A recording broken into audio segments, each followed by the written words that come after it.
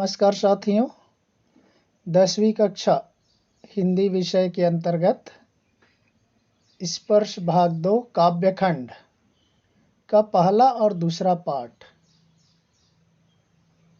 कबीर की साखी और मीरा के पद से संबंधित अति महत्वपूर्ण बहुविकल्पी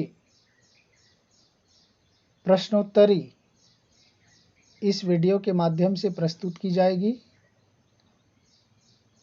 जिसके माध्यम से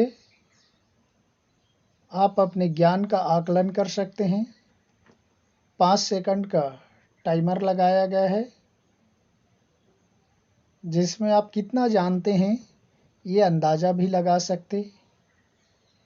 वीडियो अच्छा लगे तो लाइक कीजिए, सब्सक्राइब कीजिए और बताइए कि और क्या इम्प्रूवमेंट करना है। आइए चलते हैं काव्यखंड के दोनों पाठ से संबंधित महत्वपूर्ण वस्तुनिष्ठ प्रश्नों की श्रृंखला की ओर। क्वेश्चन नंबर 1, कबीरदास किस काल के कवि हैं? अब सबको मालूम है हिंदी साहित्य का 4 खंड हुआ, आदिकाल, भक्तिकाल, रीतिकाल, आधुनिक काल। ये 4 खंड या 4 भाग बनाया गया हिंदी साहित्य को। उसमें से कबीरदास जी भक्ति काल के कवि हैं। आदि काल पहला होता है, दूसरा काल है भक्ति काल, तो भक्ति काल के कवि हैं कबीरदास जी। दूसरा प्रश्न देखते हैं, कबीरदास किस काव्य धारा के कवि हैं? भक्ति काल में 2 काव्य धारा चली, सगुण भक्ति, निर्गुण भक्ति, ज्ञान मार्गी, प्रेम मार्गी और राम काव्य, कृष्ण काव्य, ये धारा चली। तो यहाँ पर कबीरदास जी का देखिए निर्गुण काव्य धारा। कबीरदास जी किस काव्य धारा के कवि हुए? स नंबर ऑप्शन, निर्गुण काव्य धारा के प्रसिद्ध कवि हुए कबीरदास जी। तीसरा नंबर प्रश्न देखते हैं, कबीरदास जी कैसी वाणी बोलने के लिए कहते हैं? अ खट्टी वाणी, ब मीठी वाणी, स कड़वी वाणी, द नमकीन वाणी। उत्तर हो जाएगा ब नंबर ऑप्शन, मीठी वाणी। ये आपके कबीर की साखी के पहले दोहे से लिया गया है। ऐसी वाणी बोलिए मन का आपा खोई, अपना तन शीतल कर औरन को सुख होई। ये यहाँ के पहली लाइन से लिया गया है। कबीरदास जी कहते हैं कि व्यक्ति को ऐसी वाणी बोलना चाहिए, ऐसी मीठी वाणी बोलना चाहिए, मधुर वचन बोलना चाहिए, जिससे अपने मन का अहंकार दूर हो जाए। इसलिए हमने यहाँ पर शुरू में प्रश्न रखा, कबीरदास जी कैसी वाणी बोलने के लिए कहते हैं? तो उत्तर हो जाएगा ब नंबर, मीठी वाणी। क्वेश्चन नंबर 4 की ओर देखते हैं, मीठी वाणी बोलने से मन का कौन सा दुर्विकार दूर होता है? अ अज्ञानता का, ब ईर्ष्या का, स लोभ का, द अहंकार का। उत्तर हो जाएगा द नंबर, अहंकार का। जो आपका दोहा का दूसरा पद है, देखिए, मन का आपा खोई, ऐसी वाणी बोलिए मन का आपा खोई। मीठी वाणी बोलने से हमारे मन का जो दुर्विकार है, उसमें से एक सारे दुर्विकार हैं, अज्ञानता है, ईर्ष्या, लोभ, मोह, अहंकार, ये सारे में से अहंकार का दूर होता है। आपा, आपा का अर्थ होता है अहंकार। तो इस तरह से मीठी वाणी बोलने से कौन सा दुर्विकार दूर होता है? द नंबर, अहंकार का दुर्विकार दूर होता है। चलते हैं 5वें नंबर क्वेश्चन की ओर। कस्तूरी नामक सुगंधित पदार्थ मृगा के किस अंग भाग में पाई जाती है? अ नाभि में, ब पेट में, स मुंह में, द कान में। उत्तर हो जाएगा अ नंबर ऑप्शन। किसमें? नाभि में। ये दूसरे दोहे से लिया गया है साथियों। कस्तूरी कुंडली बसै, मृग ढूंढै बन माही, ऐसे घटी घटी राम है, दुनिया देखै नाही। तो पहले में ही आ गया, देखिए, कस्तूरी कुंडली बसै। वह कस्तूरी नामक पदार्थ उस मृगा की नाभि में रहता है। तो यहाँ पर प्रश्न है, कस्तूरी नामक सुगंधित पदार्थ मृगा के किस अंग या भाग में पाई जाती है? तो उसकी नाभि में पाई जाती है। और उसी को मृगा सारे वन में ढूंढता फिरता है, और जबकि उसकी सुगंध स्वयं के नाभि में है। उसी तरह ईश्वर स्वयं के अंदर होते, व्यक्ति उसको सारे संसार में खोजता फिरता है। छठा नंबर क्वेश्चन देखते, कौन रात भर जागता और रोता है? अ रसखान, ब मीराबाई, स कबीर, द सूरदास। उत्तर हो जाएगा स कबीरदास जी। ये चौथे दोहे से लिया गया है साथियों। सुखिया सब संसार है, खाए अरु सोए, दुखिया दास कबीर है, जागे अरु रोए। तो यहाँ पर देखिए, कौन रात भर जागता और सोता है? दुखिया दास कबीर है, जागे अरु रोए। कबीर दास जी इस संसार के लोगों को देखकर दुखी होते हैं, और उनकी क्या गति होगी इसको समझ करके वे रात रात भर जग कर रोते हैं। तो यहाँ पर स नंबर ऑप्शन आ जाएगा कबीर दास का। सातवां नंबर प्रश्न देखते हैं, राम के वियोग में जीने वाला हो जाता है। क्या हो जाता है? ज्ञानी, अज्ञानी, पापी, पागल। उत्तर हो जाएगा द नंबर ऑप्शन, पागल। पांचवें नंबर में देखिए, बीरा भुअंगम तन बसै, मंत्र न लागै कोई, राम वियोगी ना जीवै, जीवै तो बवरा होई। तो यहाँ नीचे के लाइन से, राम वियोगी ना जीवै, जीवै तो बवरा होई। राम के वियोग में जीने वाला व्यक्ति क्या हो जाता है? बवरा मीन्स पागल, पागल हो जाता है, विक्षिप्त हो जाता है। तो इस तरह से द नंबर ऑप्शन हो जाएगा। आठवें नंबर प्रश्न में चलते हैं, कबीर दास जी ने निंदा करने वाले व्यक्ति को कहाँ रखने की सलाह दी है? घर में, आंगन में, जंगल में, पहाड़ में। उत्तर हो जाएगा ब नंबर ऑप्शन, आंगन में कुटी बनाकर रखने की बात कहता है। ये छठा नंबर दोहा का है साथियों। निंदक नेड़ा राखिए, आंगन कुटी बंधाई, बिन साबण पानी बिना, निर्मल करे सुभाई। कबीर दास जी कहते हैं कि निंदा करने वाले व्यक्ति को अपने घर के आंगन में कुटी बनाकर रखना चाहिए। तो इसलिए यहाँ पर प्रश्न क्या है? कबीर दास जी ने निंदा करने वाले व्यक्ति को कहाँ रखने की सलाह दी है? घर के आंगन में कुटी बना करके रखने की सलाह दी है। ब नंबर ऑप्शन हो जाएगा आंगन में। 9वां नंबर क्वेश्चन देखते हैं, कौन बिना साबुन और पानी के स्वभाव को निर्मल कर देता है? अ उपदेशक, ब साधु, स निंदक, द मित्र। यहाँ हम पाठ के अनुसार उत्तर लिए हैं। स नंबर हो जाएगा निंदक।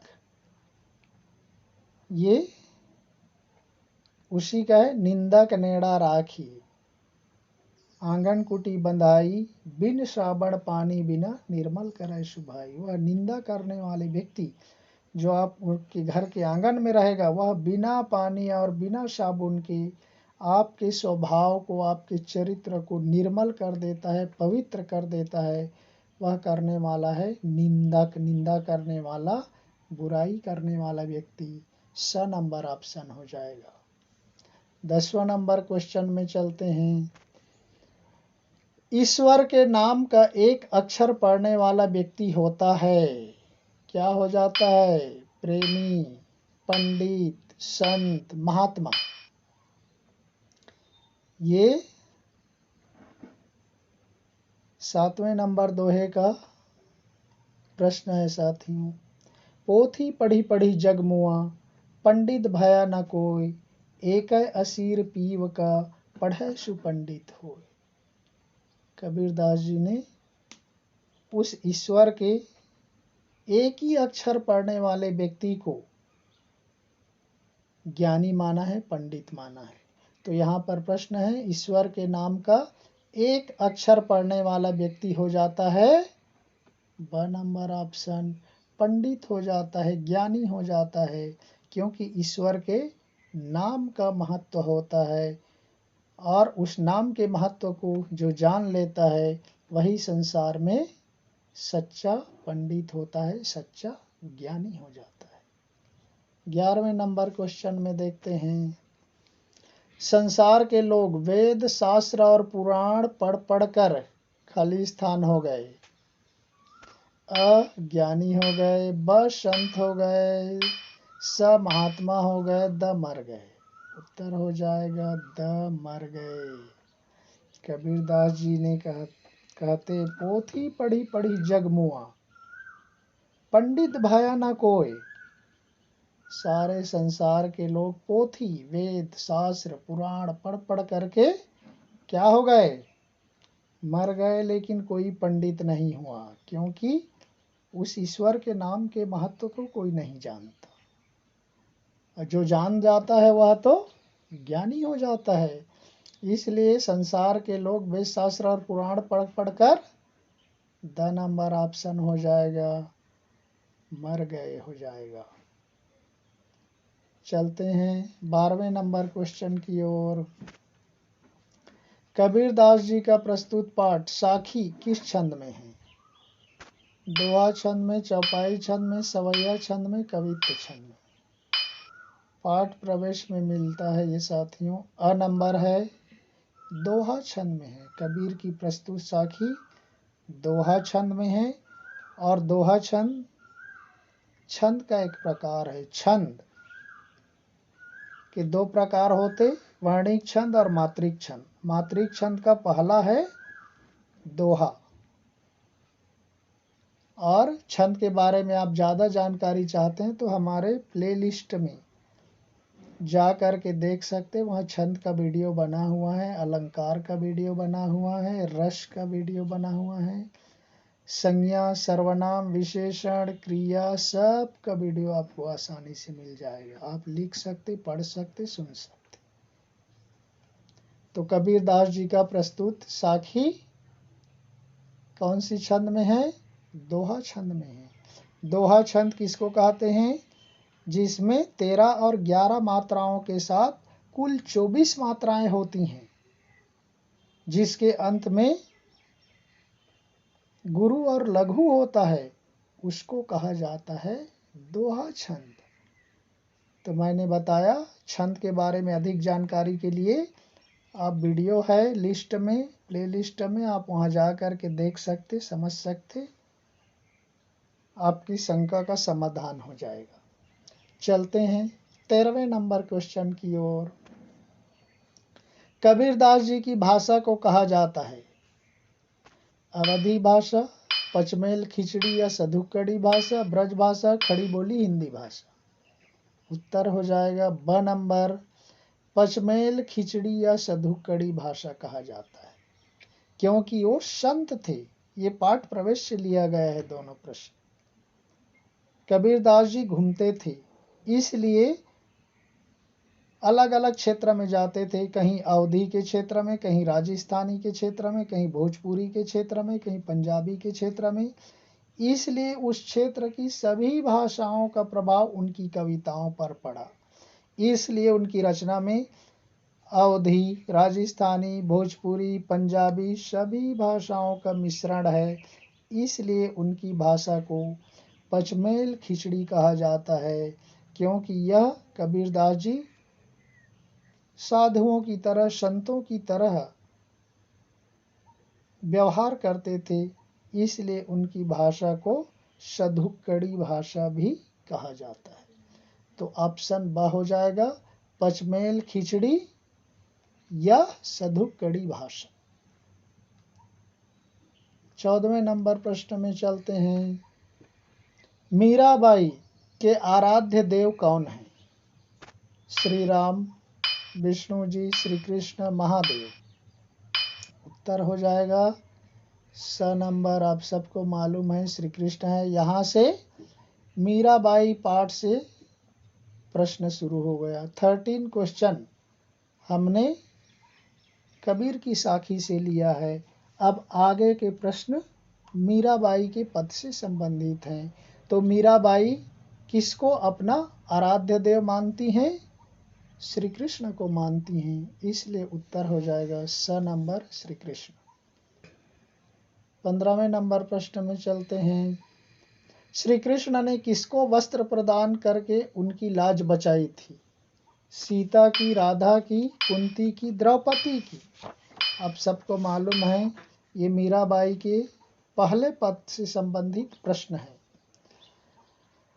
हरि आप हरो जनरी भीर, द्रौपदी री लाज राखी आप बढ़ायो चीर। यहाँ से लिया गया है, द्रौपदी री लाज राखी आप बढ़ायो चीर। आप सबको मालूम है महाभारत का वह प्रसंग जिसमें कुरु राजसभा में द्रौपदी का वस्त्र हरण करने का प्रयास किया दुर्योधन के आदेश पर दुशासन ने, और जब वहां पर कोई उनकी रक्षा नहीं कर पाए तो उन्होंने अपने मन से उनके आराध्य श्री कृष्ण को पुकारा, और श्री कृष्ण ने इतने वस्त्र प्रदान कर दिए कि खींचते खींचते वह दुशासन गिर गया, बेहोश हो गया, लेकिन कपड़े खत्म नहीं। वहां पर का प्रसंग है। तो वस्त्र प्रदान करके उनकी लाज बचाया। किसकी लाज बचाई श्री कृष्ण ने? द्रौपदी की लाज बचाई थी। The number option. चलते हैं 16वें नंबर प्रश्न की ओर। भगवान अपने प्रिय भक्त प्रहलाद की रक्षा करने के लिए कौन सा रूप धारण किया था? वराह का, नरसिंह का, कच्छप का, मछली का। यहाँ उसी पद का ब नंबर ऑप्शन आ गया। देखिए, नरसिंह का। पद का तीसरा लाइन है पहले पद का, भगत कारण रूप धरि नरहरि धरियो आप शरीर। भगत कारण रूप नरहरि धरियो आप शरीर। अपने भक्त की रक्षा के लिए आप सबको मालूम होगा हिरण्यकश्यप अपने पुत्र प्रहलाद को बहुत परेशान करता था, तंग करता था, सताता था, कष्ट देता था। उसकी रक्षा के लिए, अपने भक्त की रक्षा के लिए, भक्त प्रहलाद की रक्षा के लिए भगवान ने नरसिंह का रूप धारण किया था। ब नंबर ऑप्शन। चलते हैं 17वें नंबर क्वेश्चन की ओर। भगवान ने किसकी रक्षा की थी और उसे मगरमच्छ के मुंह में जाने से बचाया था? डूबते हुए हाथी की, तैरते हुए हाथी की, समुद्र के मछली की, भागते हुए हिरण की। उत्तर हो जाएगा अ नंबर, डूबते हुए हाथी की रक्षा की थी। बूढ़तो गजराज राख्यो काटी कुंजर पीर। चौथी लाइन है पहले पद का। बूढ़तो गजराज राख्यो काटी कुंजर पीर। डूबते हुए हाथी की रक्षा की और मगरमच्छ के मुंह में जाने से बचाया था। इस तरह से भगवान ने अपने उस हाथी की रक्षा की जिन्होंने मुसीबत के समय उसे हृदय से पुकारा था। तो जब कभी विपत्ति आती है, ईश्वर को सच्चे मन से याद करने से वह ईश्वर उसकी सहायता जरूर करते हैं। जैसे उस डूबते हुए हाथी की रक्षा मगरमच्छ के मुंह में जाने से बचाया था भगवान ने, उसी तरह से व्यक्ति मुसीबत में ईश्वर को याद करने से वह निश्चित रूप से सहायता करते हैं। 18वें नंबर प्रश्न में देखते हैं क्या है। मीराबाई किसके यहाँ नौकरी करना चाहती हैं? विष्णु जी के यहाँ, ब्रह्मा जी के यहाँ, श्री राम के यहाँ, श्री कृष्ण के यहाँ। उत्तर हो जाएगा the number option, Mirabai Shri Krishna के यहाँ। दूसरे पद का पहले दूसरे लाइन में है, वहां पर देखिए, श्याम महाने चाकर राखो जी, गिरधारी लाला महाने चाकर राखो जी। तो मीराबाई किसके यहाँ नौकरी या वहाँ सेवा करना चाहती है? श्री कृष्ण के यहाँ। 19वें नंबर प्रश्न की ओर चलते हैं। मीराबाई कहाँ की कुंजों और गलियों में श्री कृष्ण के लीला का गायन करना चाहती हैं? मथुरा में, वृंदावन में, द्वारिका में, गोकुल में। उत्तर हो जाएगा ब नंबर ऑप्शन, वृंदावन में। यहाँ पर है, चाकर रहस्यों बाग लगास्यों, नित उठ दर्शन पास्यों, वृंदावन री कुंज गली में गोविंद लीला गास्यों। मीराबाई वह कहाँ की कुंजों और गलियों में श्री कृष्ण की लीला को गायन करना चाहती हैं? वृंदावन की कुंजों में, उद्यानों में, गलियों में श्री कृष्ण के गुणों का बखान करना चाहती हैं। वह स्थान है वृंदावन, और वहाँ मीराबाई उनकी आराधना करती थी। 20वें नंबर प्रश्न में चलते हैं।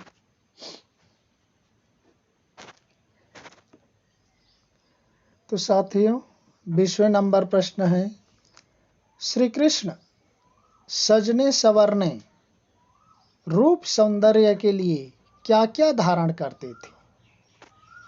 ये वास्तव में तीसरे नंबर प्रश्न का आंसर है। मोर पंखों का मुकुट, पीतांबर वस्त्र, पीला वस्त्र, वैजंती माला, द उपर्युक्त सभी। उत्तर हो जाएगा द उपर्युक्त सभी। ये अक्सर प्रश्न में पूछा जाता है साथियों। मीराबाई ने श्री कृष्ण के रूप सौंदर्य का वर्णन कैसे किया है? तो ये है, और यहाँ पर पद नंबर 2 में देखिए,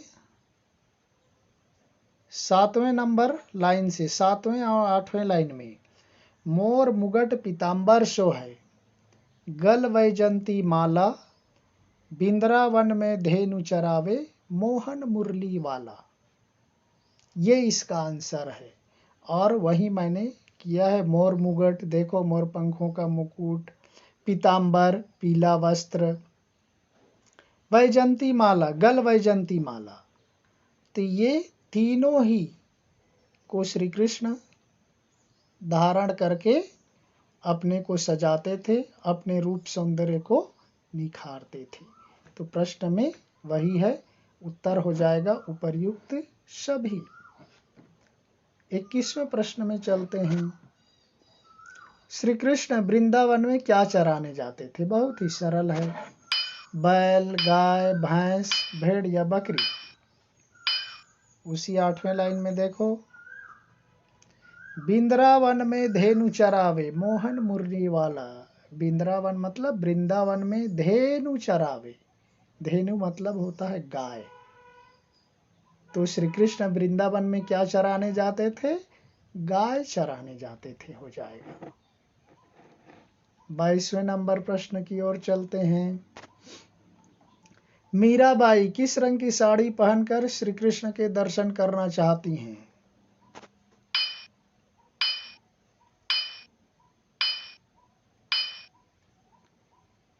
ये आपके दूसरे पद का 10वां लाइन में आ जाइए, आपको पता चल जाएगा। स नंबर ऑप्शन है लाल रंग।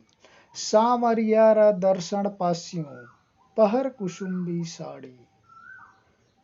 वह मीराबाई कहने लगती है कि मैं उस सांवले श्री कृष्ण का दर्शन लाल रंग की साड़ी पहनकर करना चाहती हूँ। और प्रश्न है, मीराबाई किस रंग की साड़ी पहनकर श्री कृष्ण के दर्शन करना चाहती हैं? तो वह ऑप्शन हो जाएगा स नंबर, लाल रंग। सांवरिया दर्शन पास्यों पहर कुसुम्बी साड़ी। यह है कुसुम्बी मतलब लाल रंग। 23वें नंबर देखते हैं। मीराबाई किस नदी के किनारे श्री कृष्ण के दर्शन करना चाहती हैं? बहुत महत्वपूर्ण है। गंगा नदी, यमुना नदी, नर्मदा नदी, गोदावरी नदी। उत्तर हो जाएगा। उसी 9वें नंबर में चले जाते हैं लाइन में। 11वें नंबर में, आधी रात प्रभु दर्शन दीजियो जमुना जी रे तीरा। देखिए, मथुरा और वृंदावन में वह यमुना नदी ही बहती है। और यहाँ पर लाइन भी दिया गया है, आधी रात प्रभु दर्शन दीजिए जमुना जी रे तीरा, यमुना नदी के किनारे में। तो मीराबाई लाल रंग की साड़ी पहनकर किस नदी के किनारे श्री कृष्ण का दर्शन करना चाहती हैं? यमुना नदी के किनारे श्री कृष्ण का दर्शन करना चाहती हैं। ब नंबर ऑप्शन हो जाएगा। तीनों ऑप्शन गलत हो जाएगा। 24वें नंबर प्रश्न की ओर चलते हैं। मीराबाई श्री कृष्ण के दर्शन कितने समय करना चाहती हैं? प्रातः काल, सुबह के समय, दोपहर में, आधी रात में, सायंकाल में। उत्तर हो जाएगा स नंबर ऑप्शन। मीराबाई श्री कृष्ण के दर्शन करना चाहती हैं आधी रात प्रभु दर्शन दीजियो। देखिए, सब लोग पूजा पाठ करने के लिए सुबह को जाते, शाम को जाते, दोपहर में जाते, लेकिन मीराबाई श्री कृष्ण के दर्शन कितने समय करना चाहती हैं? आधी रात में, मिडनाइट, अर्धरात्रि के समय में, वह भी यमुना नदी के किनारे। तो यहाँ पर नीचे से दूसरी लाइन में देखो, पद नंबर 2 का आधी रात, यही शब्द है, आधी रात प्रभु दर्शन दीजियो जमुना जी रे तीरा। आधी रात के समय मीराबाई, अर्धरात्रि के समय मीराबाई श्री कृष्ण के दर्शन करना चाहती हैं। 25वें नंबर प्रश्न में देखते हैं क्या है। मीराबाई श्री कृष्ण की सेविका बनकर कौन सी जागीर प्राप्त करना चाहती हैं? प्रभु दर्शन, नाम स्मरण, भावपूर्ण भक्ति, द उपर्युक्त सभी। उत्तर हो जाएगा द नंबर, उपर्युक्त सभी। इसका उत्तर है साथियों। 5वें नंबर में देखिए लाइन में, 5वीं लाइन, दूसरा पद, चाकरी में दर्शन पास्यूं, सुमरण पास्यूं खर्ची, भाव भगति जागरी पास्यूं, तीनों बातें सरसी। ये 3 बातें मीराबाई श्री कृष्ण की सेविका बनकर ये तीनों जागीर, ये तीनों संपत्ति, ये तीनों सबसे बड़ी पूंजी प्राप्त कर लेना चाहती हैं। उन पूंजियों के नाम हैं प्रभु दर्शन, नाम स्मरण और भावपूर्ण भक्ति। ये तीनों को प्राप्त करके वह अपने जीवन को धन्य बनाना चाहती हैं। ये मीराबाई की इच्छा थी। और 26वां प्रश्न, आज की इस वीडियो का अंतिम प्रश्न है साथियों। मीराबाई की श्री कृष्ण के प्रति कौन सी भक्ति है? दास्य भाव की, दैन्य और माधुर्य भाव की, सख्य भाव की, आत्मनिवेदन भाव की। उत्तर हो जाएगा ब नंबर, दैन्य और माधुर्य भाव की भक्ति है।